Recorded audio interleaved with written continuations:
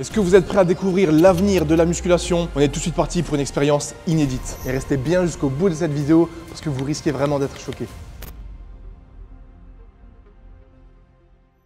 Salut à tous et bienvenue dans cette nouvelle vidéo. Aujourd'hui, je vais vous parler d'une technologie très intéressante dans le domaine de la musculation, l'intelligence artificielle. Et plus précisément, je vais utiliser un outil nommé ChatGPT pour créer une séance de musculation adaptée à mes objectifs. Donc, je vais analyser la séance proposée et la réaliser afin de vous donner mon avis et mes propres conseils sur sa pertinence et son adaptation. Alors, est-ce que vous êtes prêts à découvrir comment ChatGPT peut nous aider à atteindre nos objectifs en musculation? C'est parti. Alors, qu'est-ce que ChatGPT? C'est tout simplement un outil de génération de texte basé sur l'apprentissage automatique et permet de générer du contenu de manière automatisée en utilisant un langage pré-entraîné. Dans notre cas, nous allons utiliser ChatGPT pour créer une séance de musculation adaptée en fonction de mes objectifs. Et pour cela, il me suffira simplement de lui poser des questions et de lui donner des informations sur mon niveau et mes objectifs. Bien évidemment, ce n'est pas un outil parfait et il ne remplacera jamais l'expertise et les conseils d'un professionnel de musculation et d'un coach. Mais ça peut être un moyen intéressant pour découvrir de nouvelles variantes d'entraînement et d'avoir des entraînements un petit peu plus variés. Je vais découvrir en même temps que vous, gros suspense, la séance de musculation qu'il va me donner. On va partir sur une séance push, je pense, haut du corps, pec, épaule, triceps. Et déjà, je suis curieux de voir s'il sait ce que c'est une séance push. Donc, on est parti pour les instructions pour ChatGPT. Donc, je suis un homme d'1m77 pour 86 kg et je suis en très bonne forme physique. Excusez-moi, monsieur. Je vais lui préciser que je suis un athlète de haut niveau, même si c'est pas forcément vrai dans la vraie vie, je suis pas un athlète de haut niveau, mais j'ai envie qu'il sache que j'ai un bon niveau en musculation et je vais voir s'il va prendre ça en compte. Je suis un athlète de haut niveau. Je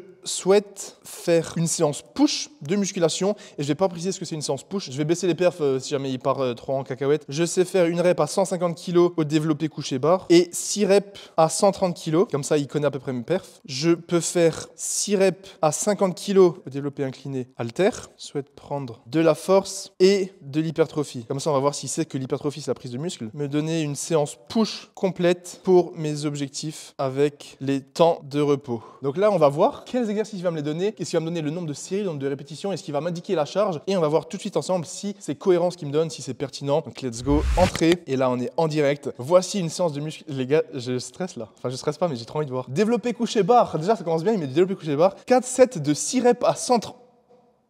J'aurais dû mettre moins de poids. Ah merde les gars, je crois que j'ai mis des poids trop lourds. Donc il nous a généré la séance complète de musculation. Donc voici une séance de musculation complète pour atteindre tes objectifs de force et d'hypertrophie. Donc on a 5 exercices, donc déjà c'est bien. Il n'a pas dit que la séance push c'était ce que c'était, mais il m'a mis les pecs, les épaules et les triceps. Il a trouvé parfaitement ce que c'était une séance push. Il m'a donné le nombre de séries, le nombre de répétitions. Il m'a même mis les charges à faire et les temps de repos entre chaque série. Donc ça c'est pas mal. On dirait vraiment les séances que moi je fais. Bon les charges elles sont un petit peu lourdes là quand même. C'est un programme extrêmement cohérent. Il a même ajouté une note. Il est important de te rappeler que le temps de repos est aussi important que l'exercice lui-même, car pendant ce temps, les muscles se réparent et se développent. Ouais, pourquoi pas. Donc voilà, nous avons une séance push qui est vraiment cohérente. Donc 5 exercices, 3 exos pour les pecs, 1 pour les épaules, 1 pour les triceps. Il y a quand même certaines choses que je ne ferai pas et que je ne conseillerais jamais pour une séance push, que je ne mettrai pas pour moi-même ou même sur une programmation, parce qu'il y a des petits trucs qui sont pas forcément cohérents au niveau des exercices, parce qu'on a déjà développé couché, développé incliné halter, donc ça fait déjà 2 mouvements développés. Et pour les épaules, il nous met encore un développé vertical, donc ça peut faire beaucoup. J'aurais plutôt mis des élévations latérales pour les épaules, extension triceps au banc, je pense que c'est des extensions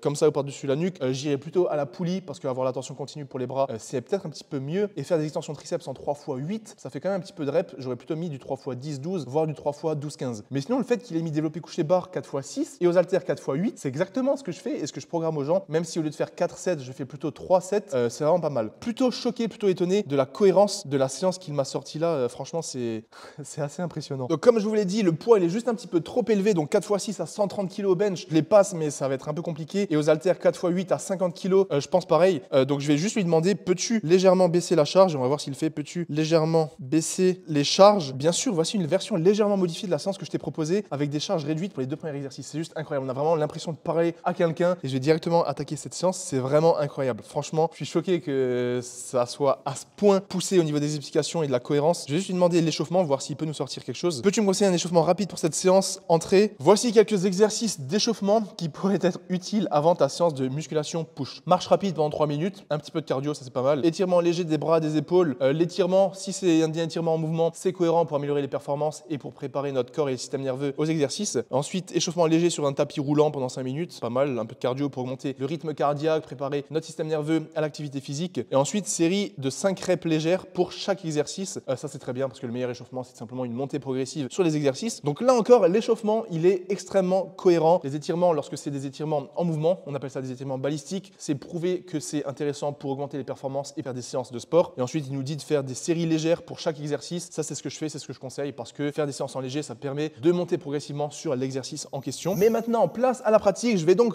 réaliser la séance proposée par ChatGPT en réalisant et en suivant les conseils et modifications que moi-même j'ai apportés. Et on se retrouve pour le premier exercice que ChatGPT m'a proposé, le développé couché à la barre pour 4 séries de 6 reps. Et je vais quand même essayer de faire 130 kg pour la beauté de cette vidéo et pour la beauté de l'intelligence artificielle. C'est plutôt incroyable. Si un jour j'avais pensé faire ça, non, je n'avais jamais pensé, c'est juste incroyable dans le monde dans lequel on vit aujourd'hui. Et le premier exercice, développé couché, je dois faire 4 séries de 6 reps à 130 kg. Et là, je vous avoue qu'elle m'a pas vraiment fait de cadeau. Je lui ai dit que je savais faire 6 reps à 130. Elle m'a dit, bah tiens, tu vas donc faire 4 fois 6 reps à 130 kg. Elle n'a pas forcément pris en compte que 6 reps, je peux le faire une fois. Que genre quand tu dis je fais 6 à 130, c'est que tu fais une série de 6 à 130. Après, je lui ai pas précisé, donc elle pouvait pas le savoir. Mais ça, c'est un truc à prendre en compte, c'est que si vous lui dites que vous faites ça, elle va pas forcément savoir que ça, c'est votre max. Donc j'aurais peut-être dû préciser, j'avoue, que je peux faire une série de 6 à 130, ou alors que 6 fois 130, c'est mon RPE 9. Et j'aurais peut-être pu voir comment elle aurait réagi à ça, mais ça sera pour une prochaine. Là, en tout cas, je vais jouer le jeu à fond, je suis échauffé, et je vais donc essayer de faire 4 fois 6 à 130, parce que ChatGPT a dit faire ça, alors je vais faire ça. On l'écoute, et je vais donc faire 5 reps en montée progressive à chaque fois. Donc ici, barre à vide, et je vais faire 5 répétitions.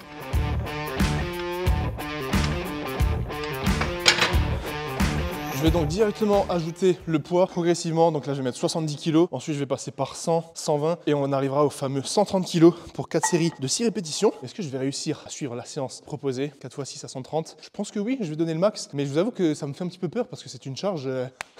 C'est quand même énervé là. Hein. L'intelligence artificielle, elle n'est pas très gentille avec moi. Allez, 70 kg, 5 reps. Le problème aussi à l'échauffement, c'est qu'ils ont dit de faire 5 reps en montée progressive. Bien évidemment, moi d'habitude, quand je fais barre à vide 70 kg, je fais beaucoup plus que 5 reps. Je fais au moins 10, 12 reps barre à vide, voire même plus. Après, à 70, je fais au moins 8 à 10 répétitions pour bien lubrifier les articulations et bien préparer à la charge. 5, c'est un petit peu léger, surtout si vous faites barre à vide, 5 reps, autant ne rien faire. Donc ça, c'est le deuxième petit défaut, point négatif de cette séance, c'est que 5 reps pour la montée progressive, c'est un petit peu bas. Pas lorsque vous arrivez à la fin de la montée progressive, là ça va parce que vous vous rapprochez de votre série de travail, mais pour les toutes premières reps, par exemple barre à vide, 70 kg, 5 reps c'est un peu trop peu quand derrière vous allez faire 100, 120, 130. Donc bien évidemment, si là après je mets 100 kg, je vais faire en général 3 à 5 reps, mais je dis juste que pour les toutes premières d'échauffement, 5 reps c'est un peu trop peu, un peu trop peu.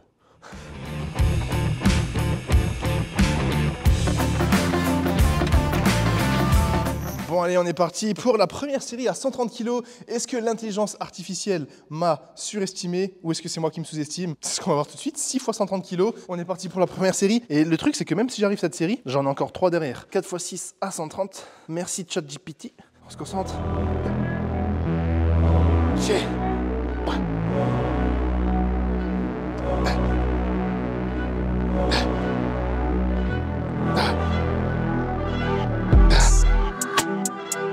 5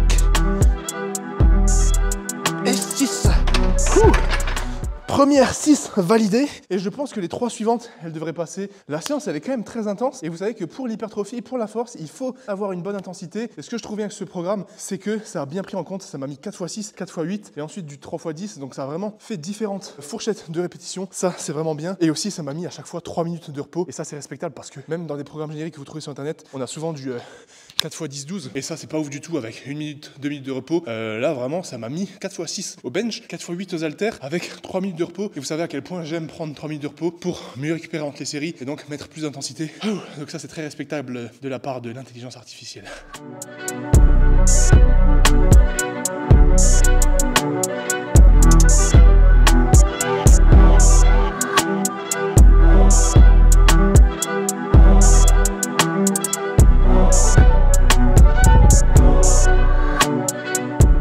Let's go, on est parti sur la 4e et dernière série à 130 kg. C'est l'heure de montrer à l'intelligence artificielle que je suis capable de réaliser la séance qu'elle m'a donnée, ou du moins pour ce premier exercice.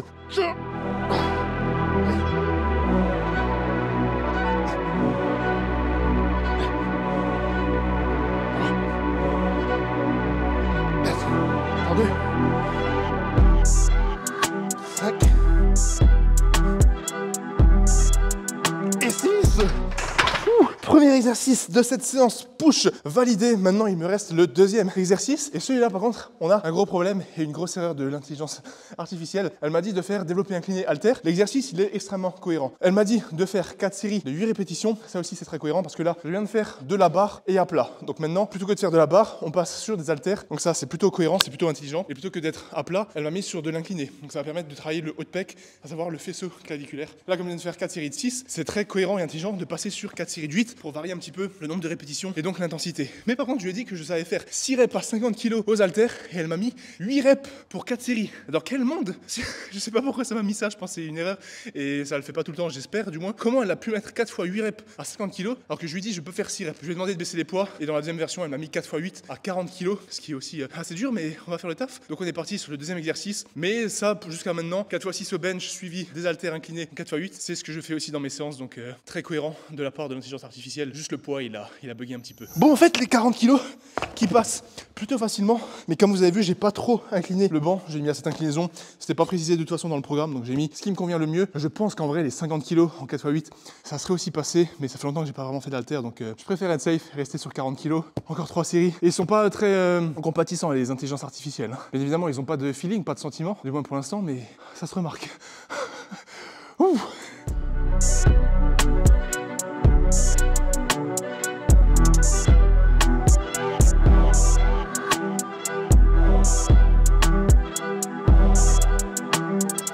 Let's go, on est parti, quatrième et dernière série de 8 à 40 kg pour ce deuxième exercice. Développé incliné aux haltères. Regardez cette vitesse. 1, 2, 3, 4, 5, 6, 7 et 8.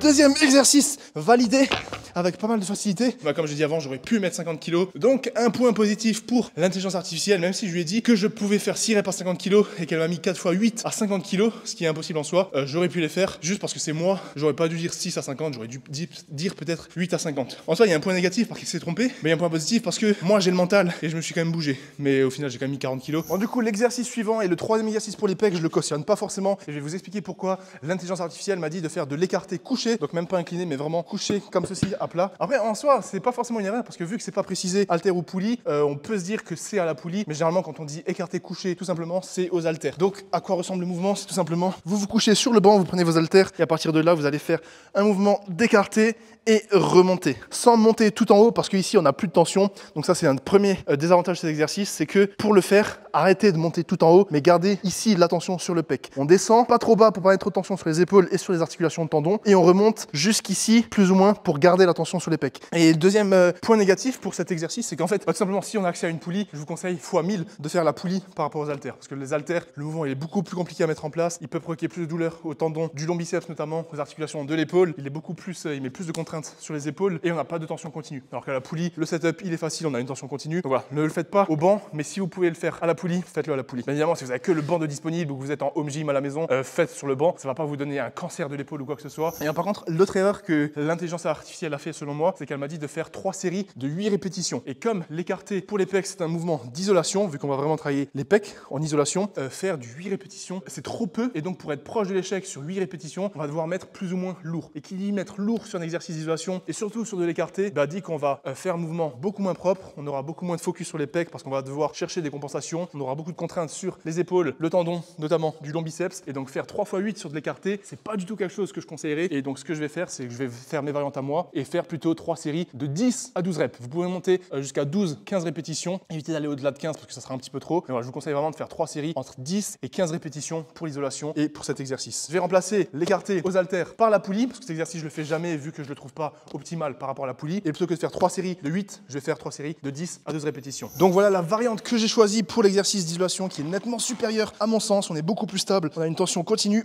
et je vais donc faire 3 séries de 10 à 12 répétitions proches de l'échec avec les 3 minutes de repos indiquées par GPT. Bon, du coup, pour l'exercice épaule de cette séance et l'unique exercice épaule, ChatGPT m'a mis épaule debout aux haltères. J'en avais jugé que c'était du développé aux épaules debout, que j'aurais pas forcément jugé optimal pour cette séance. Mais c'est vrai que vu qu'il n'y a pas écrit développé haltère debout, il y a juste écrit épaule debout aux haltères, ça peut aussi être des élévations latérales. Mais donc, dans le cas où c'est du développé haltère aux épaules, pourquoi c'est pas forcément judicieux? Tout simplement parce qu'on a déjà eu deux mouvements de développé. On a eu le développé couché et le développé incliné aux haltères qui travaillent tous les deux déjà le deltoïde médial et le deltoïde antérieur de l'épaule, donc l'avant de l'épaule. Donc encore ajouter un mouvement de développé, ça fait 3 développés, ça fait un petit peu beaucoup et je trouve que c'est plus judicieux de faire de la vraie isolation pour l'épaule pour pas recruter à nouveau les pecs et les triceps parce que lorsque vous faites du développé aux épaules, on recrute à nouveau les triceps et on recrute aussi le haut de pec. Donc c'est beaucoup plus judicieux de faire des élévations latérales pour vraiment recruter et solliciter le deltoïde latéral des épaules. Donc ce qui donne l'aspect bombé de nos épaules. Il nous a mis aussi 3 séries de 8 répétitions. Je trouve pour un 4e exercice, 8 répétitions c'est un petit peu trop lourd et en 4e exercice, on n'a pas forcément la force, l'énergie pour mettre autant d'intensité. J'aurais plutôt mis entre 10 et 15 répétitions, comme pour les pecs juste avant. Plutôt que de faire du développé comme ça, au-dessus de la tête pour les épaules, je vais faire des élévations latérales. Et donc, au lieu de faire 3 séries de 8 reps, je vais mettre beaucoup plus léger. Je vais faire 3 séries de 12 à 15 répétitions pour l'exercice épaule, avec 2 à 3 minutes de repos. Je me penche légèrement en avant et voici l'exercice pour les épaules. Des élévations latérales classiques, basiques, mais il n'y a absolument rien de mieux pour recruter les deltoïdes latéraux. Vous pouvez aussi le faire à la poulie, bien évidemment. Mais là, comme l'intelligence artificielle m'a dit de le faire aux haltères, on va rester sur les haltères. Et on se retrouve pour le tout dernier exercice de cette séance. De l'isolation pour les triceps, qui est très judicieux. Et ça aussi, je le fais toujours dans mes séances push. À la fin, je fais épaule-triceps. Et ça, l'intelligence artificielle l'a bien compris, donc c'est pas mal. Mais par contre, pour l'exercice triceps, ça m'a mis extension triceps au banc. 3 séries de 8 reps à 30 kg. J'en déduis que ça doit être des extensions comme ça, les deux bras en même temps, parce que 30 kg, c'est juste impossible de prendre 30 kg par main. Et le truc, c'est que cet exercice aux haltères derrière la nuque, il est absolument pas optimal. On n'est pas du tout stable, on n'a pas une bonne amplitude de mouvement. La trajectoire, elle est pas ouf parce que l'haltère, il doit rester au milieu. Et comme ça m'a mis en plus 30 kg, c'est extrêmement lourd. Regardez, je vous montre une démo. On met l'haltère ici, je peux même pas trop descendre parce que sinon je touche mon dos. Là, j'ai quasiment pas d'amplitude et je suis censé faire 3 séries de 8 comme ceci. C'est faisable, mais c'est pas ouf du tout. Et cet exercice n'est pas du tout optimal, que ça soit dans la forme du mouvement, mais aussi dans la mise en place. Donc pour remplacer ça, comme on est sur de l'extension nuque, on travaille la longue portion, je vais rester sur de l'extension nuque. Et la meilleure variante à faire, c'est donc à la poulie, puisqu'on est beaucoup plus stable et qu'on a une tension continue. Donc je vous montre ça. Et à partir de là, le mouvement c'est le même, sauf que vous serez beaucoup plus stable. Et vu que vous avez une corde, vous avez une liberté de mouvement un petit peu meilleure, et donc un meilleur recrutement des triceps avec une meilleure amplitude de mouvement. Bref, tout est mieux. Donc je ferai cette variante plutôt que la variante qui nous a dit juste avant. Et au lieu de faire 3 séries de 8, je vais plutôt partir sur 3 séries de 12 à 15 répétitions à l'échec pour terminer cette séance avec le renforcement des triceps. Et on se retrouve tout de suite pour le débrief et la fin de cette magnifique séance et vidéo. Et donc pour résumer, ChatGPT, c'est un outil qui peut être très intéressant pour découvrir et apprendre de nouvelles choses, mais ça ne remplacera jamais un coach et un professionnel, du moins dans le domaine de la musculation et pour le moment. On arrive donc à la fin de cette vidéo, j'espère qu'elle vous aura plu. Si c'est le cas, n'oubliez pas de mettre un petit pouce bleu et de vous abonner pour ne pas rater les prochaines vidéos. Et avant de vous quitter, j'ai encore un petit secret à vous dire. Le titre de cette vidéo et l'intégralité du déroulement et tout le script de cette vidéo a été conçu par ChatGPT. Voilà, force à vous la mif et t'as fait.